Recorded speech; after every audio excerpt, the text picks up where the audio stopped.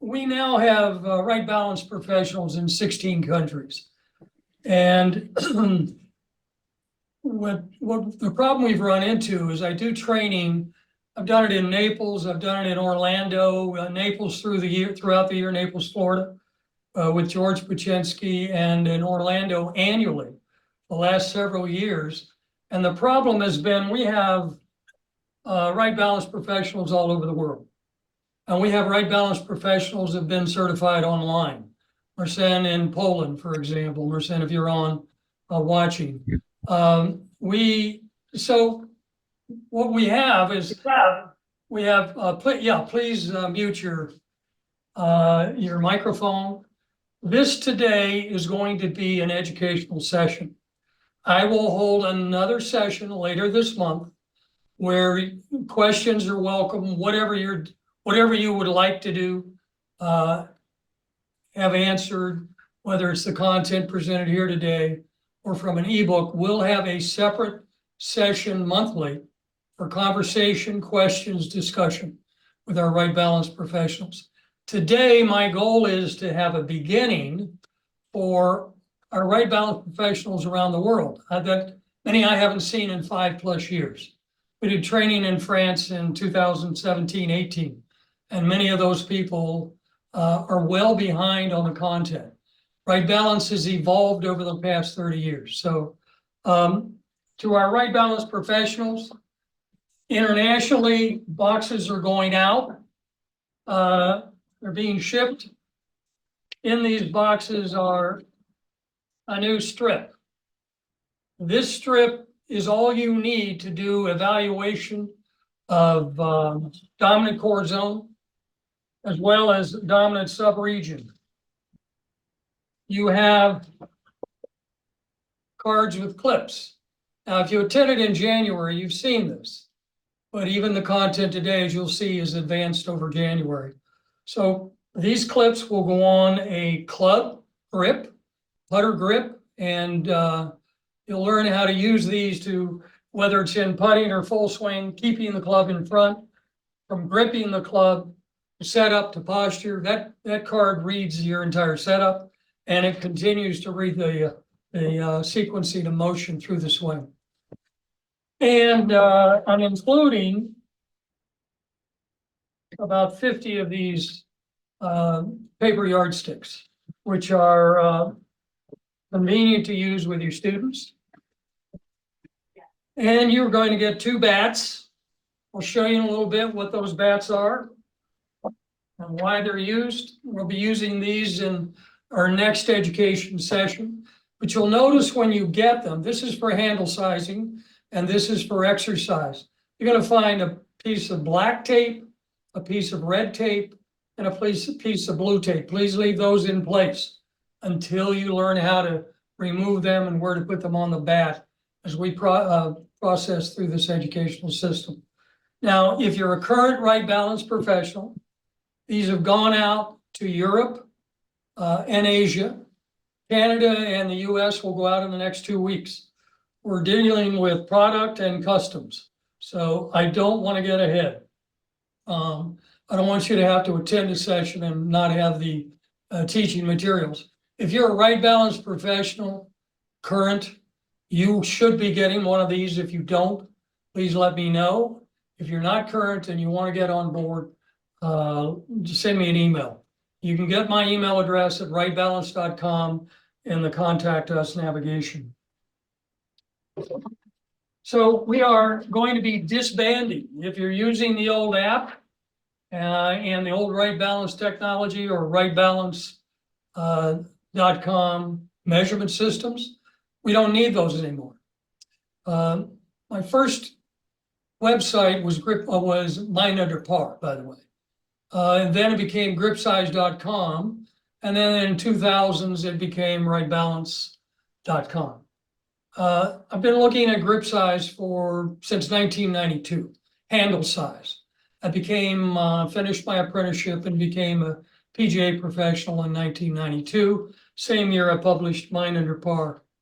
And as we move through the day, or the morning, I should say, We have professionals online now from the US and Canada. So good morning, eastern part of the United States, good afternoon, and in Europe. And good evening there. We have professionals in Asia that will just have to have a recording because I think we're looking at 1, 2 a.m. with our Asian professionals. I want you to begin. I want you to remove any rings you have on your hands. You'll understand that as we move into the morning and how we're going to show you the new way to determine the primary core zone. So I am going to show you a couple of things. First of all,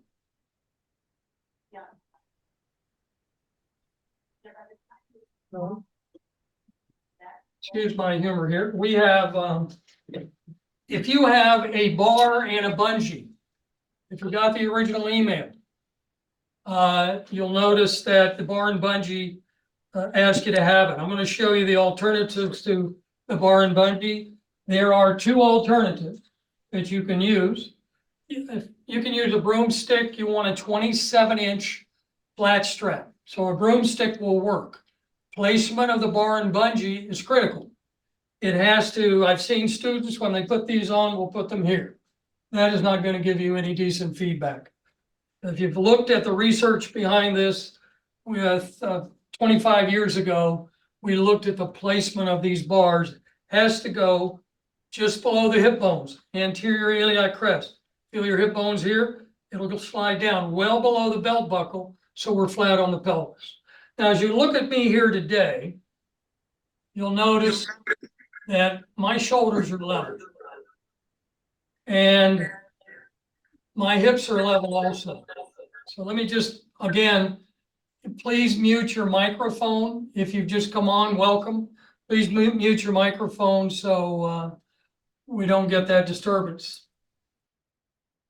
So my hips are level. My shoulders are level, if you'll notice. And if I take a step forward here, and this is a big part of the process, as we move forward, ideally you can see my hips are square. If I take a step back, my hips are square. And they're going to be square on both sides. This is part of what's called planes of motion. I'm not going to define those here. We'll go into that in a later Zoom call. So that's how I look right now. I'm going to share my screen with you. Yep. Yes.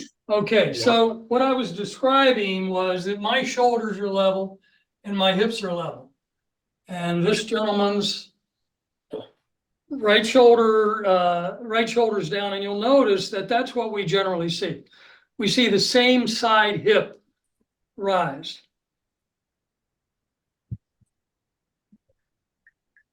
Is something real important as we move forward to the future, that as I set up here, notice that my arms are parallel to my thighs. This is my carrying angle. This angle is critical and full swing and putter. And if you were to stand and do the same thing now, you'd find one arm is out beyond the other. So please do that. Please stand and check your carrying angle on both sides.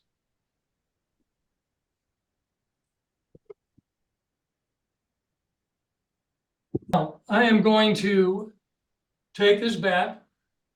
I'm going to disrupt my core. And to disrupt my core, the color coding on the strip that you're receiving, all I have to do is say, you'll see that there are 5 black stance widths. All I have to do is use the wrong color, red or blue, in any one of these stance widths. And I'll start to look like that diagram you just saw. And if you go online and look at the ebook, you'll see Nick Faldo in his book on winning golf from 1989. And Nick Faldo looks very much like that image you saw. Oh. I will, in his, those are photos that he's taken for his book. Now, just for that simple exercise, you'll notice, now look at I can feel my right shoulder just dropped. My right hip rose. And and notice also, I didn't show you before, notice the internal rotation of my left hand here. So that basically means that my hips, when I set up now,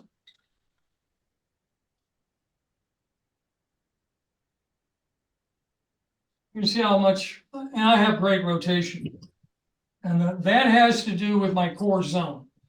If you find somebody who is an anterior core or anterior zone, upper core, we'll talk about that in a moment, they're not going to have much rotation of their pelvis, but they will have as they move through the core zone. So you can see how much I have. If I take a step forward, I'm creating drag as I walk, rotated right, rotated left, step back, every direction I move.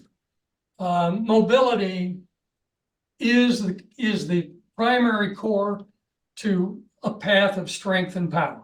So if you don't have mobility, which I've just lost in this, as well as your students, we can get your students, we can get you and your students. So the carrying angle is the same on both sides. And that exercise will take 5 minutes. We're going to cover that again. Likely in our next session, we'll get to it. It'll last 24 hours. So you've seen my distortion. The right shoulder's down, the right hip is up. What I would like for you to do, make sure you take off rings. I am going to show you now how to test and how to do the get your right balance evaluation in less than a minute. So the first thing we want to do, there are 3 ways that you can test. If you have the hip bar on, as I just did, you can use the hip bar to determine if you have rotation. If you don't have the hip bar, you can use a broomstick, as I said, 27-inch flat strap. You can find it at your Lowe's, we have it here, Lowe's Home Improvement, or you can order it online, Amazon, 27-inch flat strap. And I would encourage you to get a couple. And you can use a broomstick. Years ago, I used a PVC pipe that had a half inch pipe with a very thick internal diameter, or very shallow, I should say. The other way to test is just to add knee flex. When I look down, my right knee protrudes a lot more than my left. Okay? My right knee protrudes a lot more than my left, which means my hips are rotated. And then extend your right knee out and you'll feel the rotation of your hips to the left. For me as a right-hander, that's an open hip line. Now extend your left knee and you'll see that your hips rotate closed.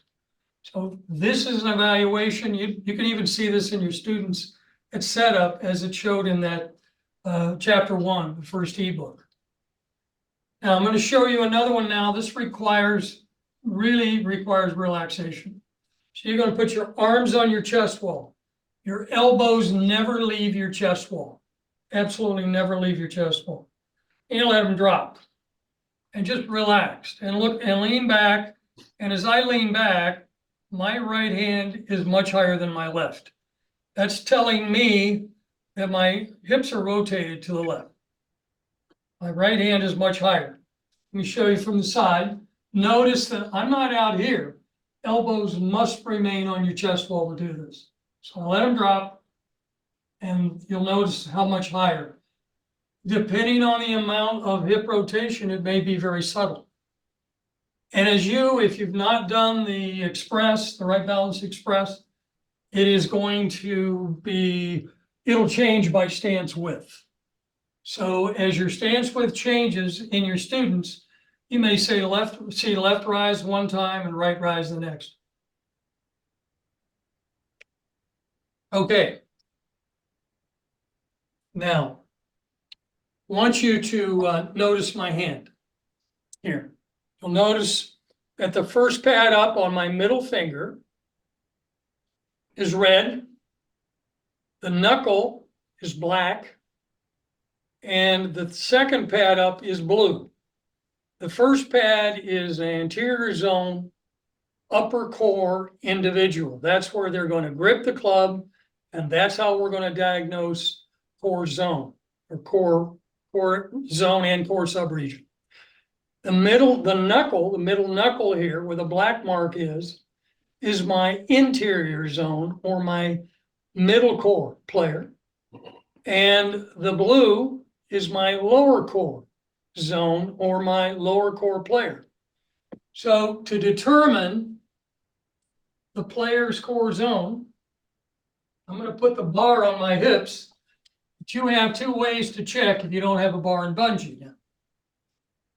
So I'm going to create my OK sign. It's a simple OK sign with my left hand. And you'll notice when I'm still here, you'll notice how rotated my hips are to the left, open. And I'm going to press on my upper core power spot. If you have a ring on, it could impact what you're seeing. So you'll notice I have not moved. So I want you to do that upper core power spot where that red spot is, the first pad up on my middle finger. I want you to apply pressure. So I have an OK sign on the left hand. On the right hand, I'm pressing on that upper core power spot. My hips don't move. Okay, we're going to do this over and over. So now we're going to move, take the right hand, still have the OK sign, and press on that first knuckle where that black mark was. First knuckle up, you'll notice I have not moved. You may see your hip square up here. And now I'm still open. I'm going to press on the lower core power spot, and you'll notice I just squared up. I am a lower core player. Only 10% of the population that you measure in this country are going to be lower core.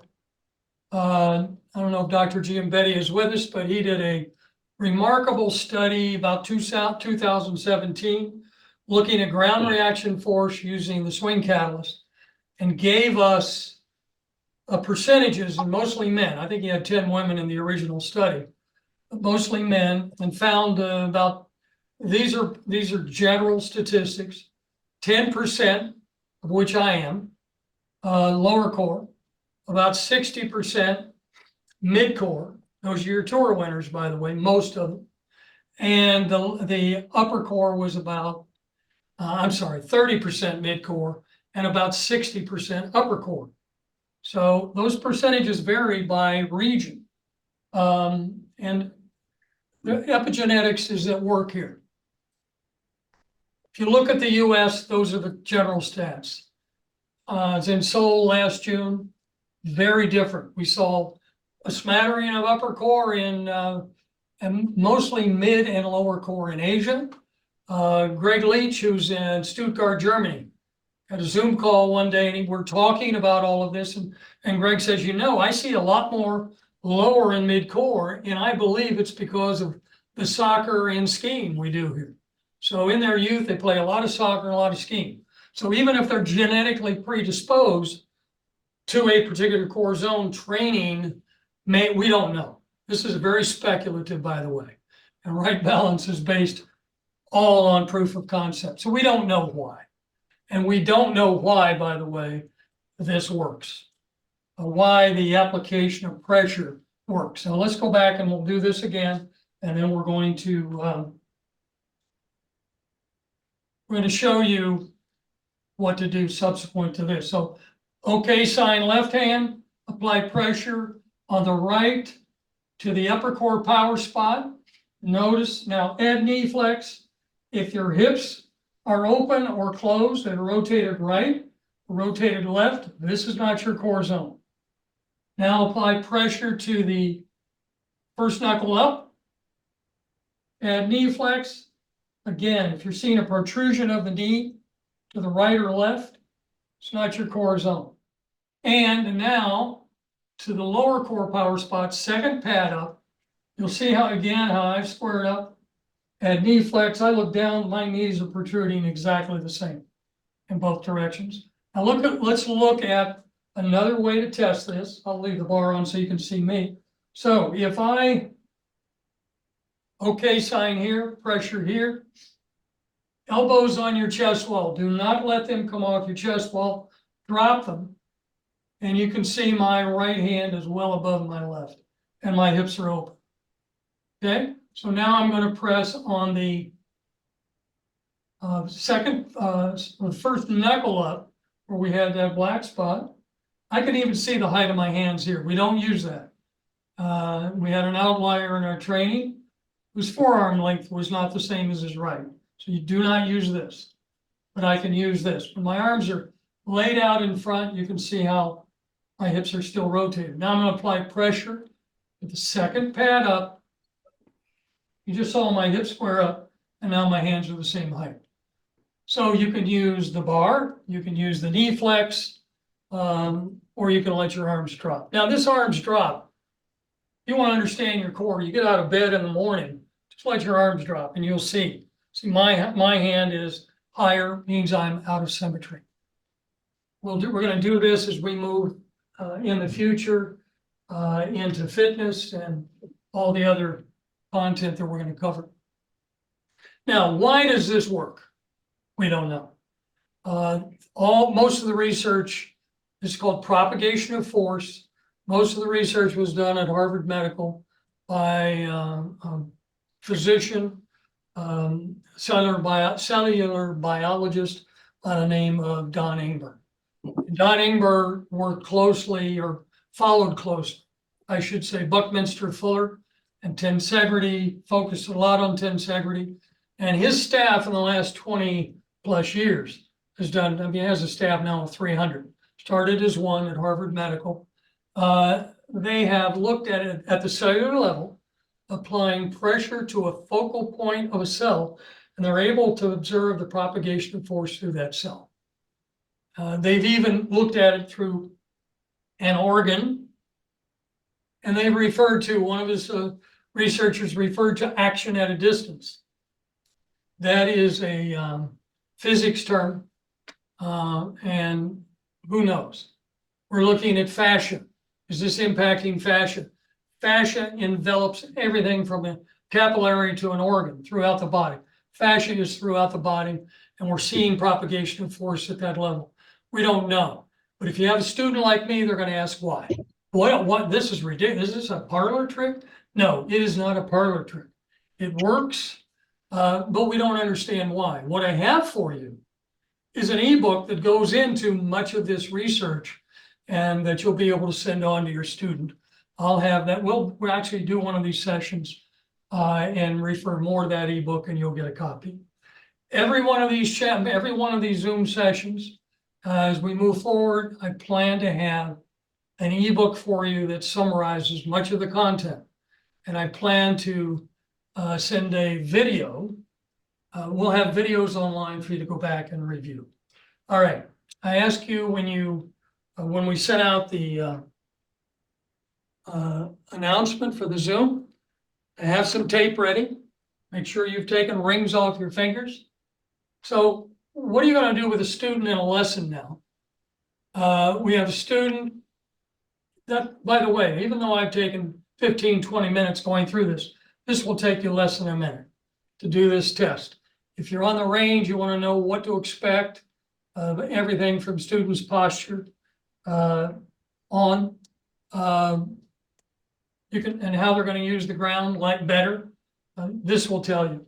And you'll see some of Dr. Giambetti's research in these ebooks, which will describe in detail his results in looking on the swing catalyst, how the upper core player used the ground, how the mid core player used the ground, and the lower core player. So take a piece of tape, place it around fingertip, fingernail, not below, not anywhere near that lower core power spot. So I have that tape on one hand, and you'll notice, if you recall, I was lower core, so I'm putting this second piece of tape on the spot where my hip squared up, second pad up. And if I put this bar back on now,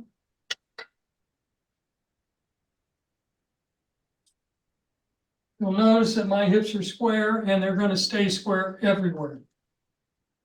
Absolutely everywhere, in all stance widths. You've been a right balance professional long, you remember 10 years ago, not even that, we had alignment sticks with tape where you had to have that stance width. No more. No more. So now I can have a square. I can count on my student being square in every stance width with just these two positions. It does not matter what finger. I put this on my middle finger on this hand, my index on this hand. It doesn't matter what finger. You can actually, you'll smile, put on one of your toenails and it will work on the right, on the opposite hand. So you can use a multitude of ways to do this. All I'm showing you is a beginning and not advocating this is what you do in a lesson. So once you have the tape on, I want you to stand tall and you'll notice, remember how much my hand internally rotated earlier. Let's take a look at that again. So if I take one piece of tape, I still have it on my nail, look how my left hand just internally rotated. You can see that. So if I just stand tall and relax, you notice my left hand is internally rotated.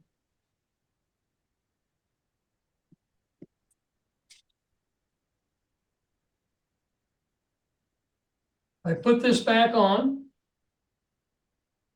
My fingernail, again, the tape goes around the nail. And my hand's just squared up. So this is great. This is terrific to give a lesson. Let's look at the downside of this. And I didn't show you this before I disrupted my core. So the downside is twofold. Excuse this view, but you'll notice now that my trail hip is higher.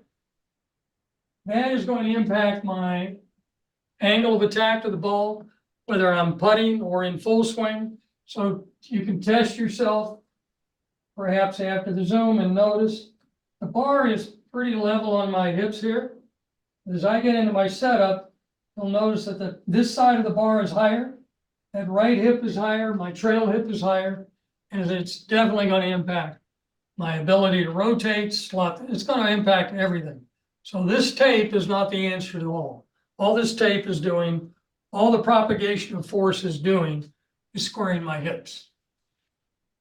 You're going to have students come out. You don't have a lot of time, but this is one strategy that you can use. Now, let's take a look at the other variables. And another variable that's pretty simple to look at. Now you have your students' hands hanging the same. This is significant in grip. So if I simply raise this hand, it's natural, it's going across my body. And I hold with a flat left wrist, I add a little knee flex. When I look at the screen, notice how much rotation I have. That is telling me that's my grip. That's the grip I'm going to place on the club. If I simply cut my wrist and I rotate, I'm stuck. I can't turn. If I bow my wrist, I'm going to bow it just a little here, I'm stuck. Now we have outliers. I don't know if Alex in Bermuda, during our training session in January, the only way he had rotation was a cupped wrist.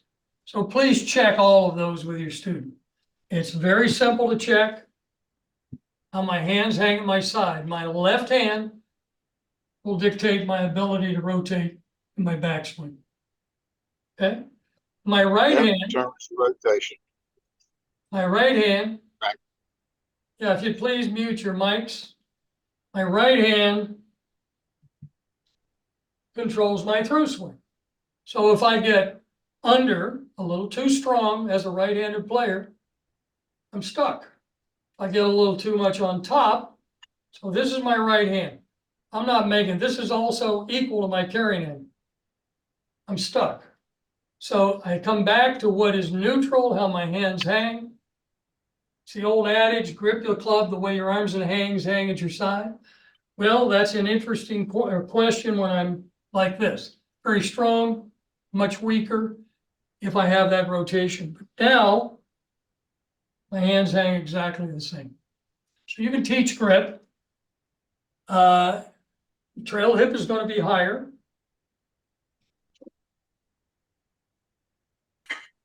And when you get this bat, or you can take a baseball bat if you don't have one. You can take this bat now. Not sure what you're seeing, but if you see the Right Balance logo behind me, you grip the bat at the bottom. Watch my head relative to the logo. Even though my hips are square, I grip this bat and my hips go open. So the handle size is also going to impact. But watch my head relative to the screen and watch what happens.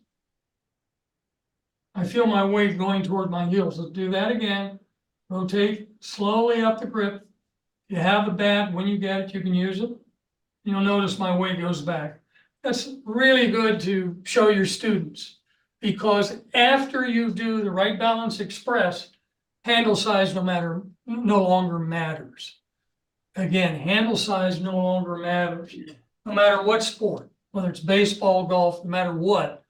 Once you do the Right Balance Express in all 5 of the subregions, and you'll get those subregions in the mail on that vinyl strip, all 5, you'll be square no matter what handle size you use.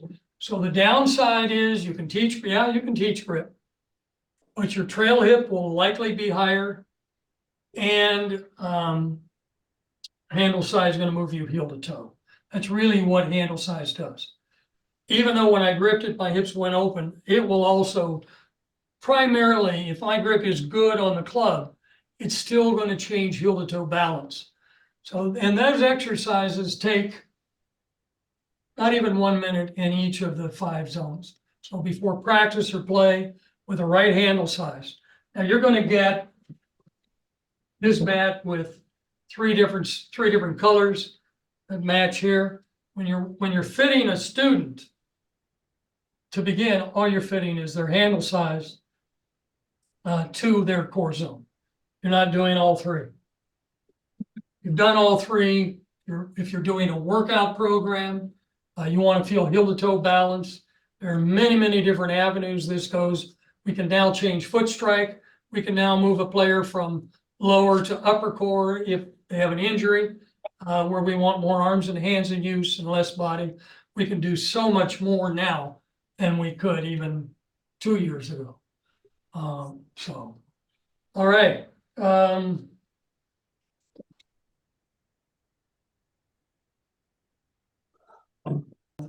We will get everybody the materials if you're a current Right Balance professional. If you're not, and you want to get this content, email me and I'll send it on to our administration. And they'll get in touch with you and tell you what it requires. So the next session we have is going to be about questions regarding this. Send me an email if you have questions on students you're working with. You want to be able to share the screen and show a student you're working with. I saw one who was an upper core player, for example, from one of our Stefan in Florida, that posted on our closed Facebook site. He had an upper core student and wanted to know what we might suggest. Well, with a stance width like this, we want the upper core student to be able to start the backswing with the lower core, with the right hip, with that right-handed player. And when you have a wide base, it can sometimes be as simple as changing stance width. We'll talk about stance width. We'll talk about sequencing of motion. As you know, in spending time with me, I'm not brief. I'm tangential at times. I'll always bring you home, but sometimes it's hard to chase where I've been and where I'm headed. So, but we'll get that much more concise. You'll find the ebooks are going to be very concise, as will be the follow-up session. So Thank you so much for joining me today. I'll send out an email we're going to have 2 of these a month, one for education and one for consultation, if you will, where everyone will be participating. These are going online when they're finished as a video and an ebook for our new Right Balance professionals. So that's why I ask you to mute your mic. So when we go through the educational sessions, if you can't join us, ideally we'll have video online that you'll be able to go to, and you'll already have the ebook.